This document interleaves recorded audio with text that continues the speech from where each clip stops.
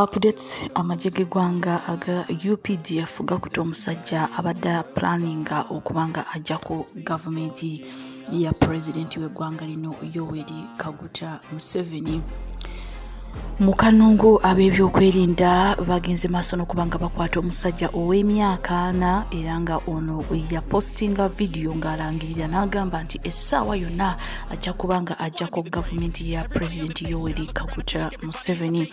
Omusajja ono amanyikiddwa nga Esau yakwatiddwa ku Mande nga ennaku z'omwezi 26 omwezi guno ogwokutaano, era kigambibwa nti poliisi n'amagye bakwataganye ne bakolera awamu okulaba nga bakwata omusajja ono. Ab'ebyokwerinda bagamba nti omusajja ono yali nga asibuka mu Kamutungu village Nyakatungulu ward Kihihi town council. Mu video eri circulating ku social media, Esau yalabikako ng'alinga mu kifo ekiringa ensiko ng'ayambadde engoye nga kuliko t-shirts kuliko empale nga style yeri ey'ensiko ng'ayambadde n'ebibutsi eby'omu nsiko era nga ono akutte n'ejjambiya.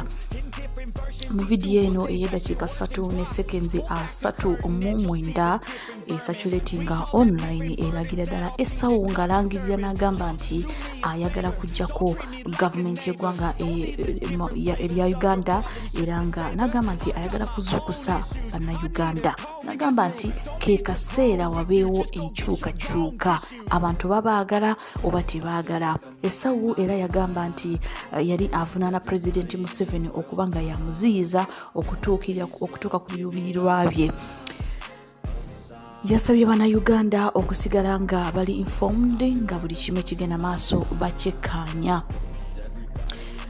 Omukulu ono yagenze maaso n'okubanga yeegaana ebyokwatagana n'abaana byabufuzi n'abantu abalala bonna n'agamba nti ye kyayagala kwe kubanga amaliriza ensonga zino ajjeko gavumenti ya President Museveni. Omusajja ono we yakwatiddwa kigambibwa nti yalabise ng'omuntu omukkakkamu okusinziira ku b'ebyokwerinda, era omusajja ono yabadde nga tagaana kubanga akwatibwa ab'ebyokwerinda. Kanungu Deputy Resident District Commissioner Gad Lugaju ahimbisibwe yakakasizza okwatibwa kw'omusajja ono era n'agamba nti ali ku Kahihi Police Station era ng'abamubuuza akanana ak'ettaano. Yagambye nti bali mukola ennyo okulaba nga bategeera ekyabadde mabega w'ekikolwa kino. Omusajja ono okuvaayo n'akwata ka video kano n'ennyambala gye yabadde ayambaddemu ne lwaki ayagala kuvuunika gavumenti ya Pulezidenti Yoweri Kaguta Museveni. Ab'ebyokwerinda tebanaba kubanga boogera ku charges charges z'omusajja ono era bagamba nti okunoonyereza ko kukyagenda maaso. Ab'ebyokwerinda bagamba nti ensonga ng'eno bagikutte etali ya kusaaga, ne bagamba nti omusajja ono eyakoze ekikolwa kino tebajja kubanga bakitwala ng'ekintu ekyangu era bajja kukola okunoonyereza okumala. Era ne bagamba nti ng'eggwanga nga lyetegekera okulonda mu 2026 bingi ebigenda maaso, wabula ensonga ey'omusajja ono tebajja kubanga bagikwata ng'ennyangu.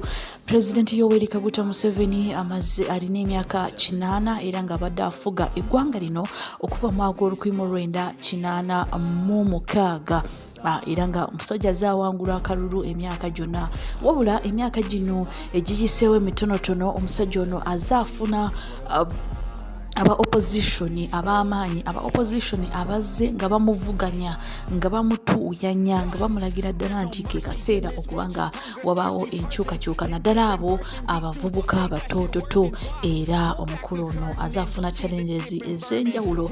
Wabula omusajja ono Esau ye yagenze maaso n'okubanga avaayo n'alangirira n'agamba nti tajja kubanga ayimirira ke kaseera okuvuunika gavumenti ya President Museveni.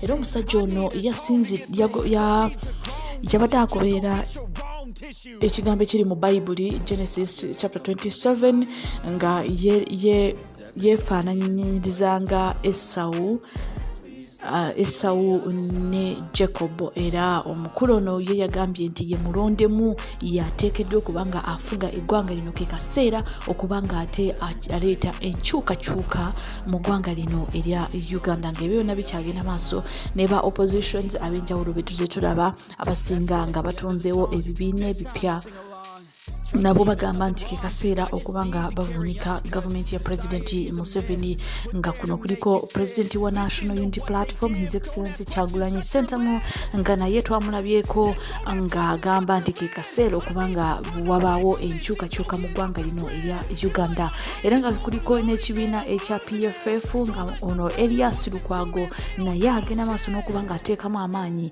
okulaba nga ate bakyusa ebyobufuzi by'eggwanga lino erya Uganda. N'omukulu yali mu NUP Mathias Mpuuga naye yalabiseko ng'aleese ekibiina ekipya ekya Democratic Front era nga ono naye alina essuubi okubanga akyusa eggwanga lino ng'afuuka pulezidenti w'eggwanga lino erya Uganda. Stay tuned and don't forget to subscribe.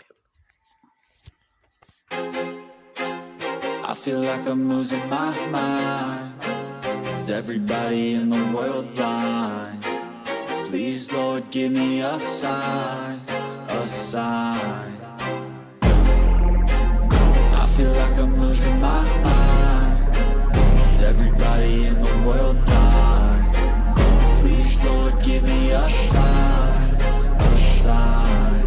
I wanna be the greatest. Everybody on the fake shit. I look around and feel like everybody is the fakest. I make this every day and I'm impatient, hoping one day I blow up from the basement. Statement, the top is so vacant. I don't hear shit that I think is amazing. Waiting for my day when I'm playing sold out shows for 1,000 faces. Hey, give me that crown, get in my way and to be put down. It ain't your place, no, this my town. If I want that shit, then I'll get it right now. I'm losing it, the noose it fits, some losing shit, a stupid myth. You choose to live or choose to dip, you choose to fight or lose your grip and lose a gift. I feel like I'm losing my mind. Is everybody in the world blind?